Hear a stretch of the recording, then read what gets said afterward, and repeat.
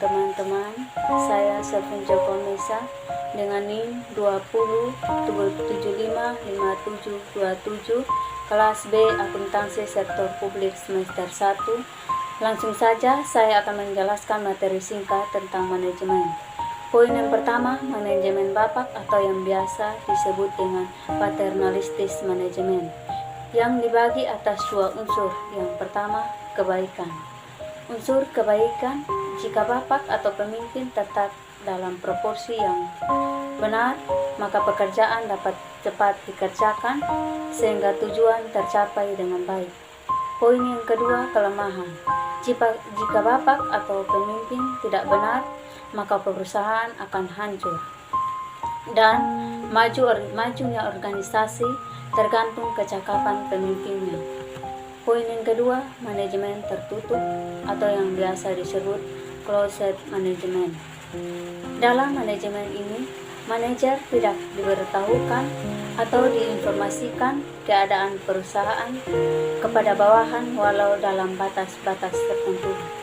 Poin yang ketiga, manajemen terbuka atau yang biasa disebut open management, yang manajer lebih terbuka kepada bawahannya, menginformasikan apa yang harus diketahui bawahan dalam batas-batas tertentu. Poin yang keempat, manajemen demokrasi atau yang biasa disebut demokrasi manajemen. Manajemen demokrasi hanya dilakukan dalam suatu organisasi, sedangkan manajemen terbuka bisa dalam organisasi atau perusahaan tertentu. Manajemen juga dalam setiap anggota ikut ambil keputusan berdasarkan suara terbanyak, sedangkan manajemen terbuka didasarkan pada pemimpin.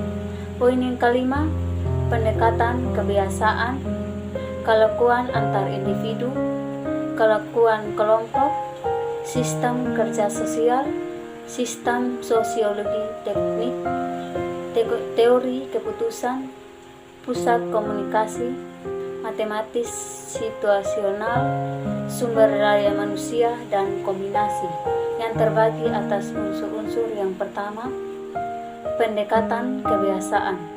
Upaya untuk kembangkan ulang manajemen melalui sejumlah kasus dan surat transfer tentang pelajaran yang dapat ditarik dari pengalaman. Poin yang kedua, kelakuan antar individu. Dalam konteks sosial dan lingkungan, sopan santun terhadap orang yang lebih tua, menghargai pendapat orang lain. Poin yang ketiga, kelakuan kelompok. Aktivitas yang dilakukan oleh seorang individu dengan lainnya untuk mendapatkan inspirasi anggota, berinteraksi dengan setiap individu dan dengan setiap gabungan untuk capai sasaran yang sama. Poin yang keempat,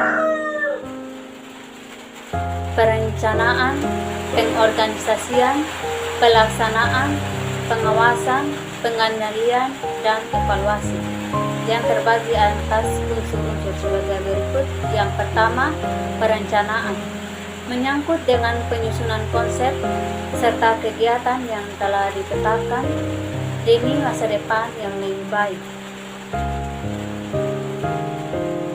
Poin yang kedua, pengorganisasian, proses penyusunan struktur organisasi yang tersedia sumber daya, tenaga, keuangan, dan spars dalam organisasi. Poin yang ketiga, pelaksanaan. Nawawi 2000 tahun 2000 pelaksanaan dilakukan setiap anggota organisasi memiliki perencanaan, pengorganisasian. Pelaksanaan adalah melakukan pengarahan, bimbingan, dan komunikasi serta koordinasi. Poin yang keempat, pengawasan. Fungsi manajemen yang telah kita lakukan dalam suatu organisasi, di mana peran dari personal yang sudah memiliki tugas, wewenang, dan menjalankan pelaksanaannya perlu dilakukan agar berjalan sesuai dengan tujuan, visi, dan misi perusahaan. Poin yang kelima, pengendalian. Proses pemantauan, penilaian, dan pelaporan rencana atau pencapaian tujuan yang telah ditetapkan untuk tindakan korektif guna penyempurnaan lebih lanjut. Poin yang ketujuh, evaluasi.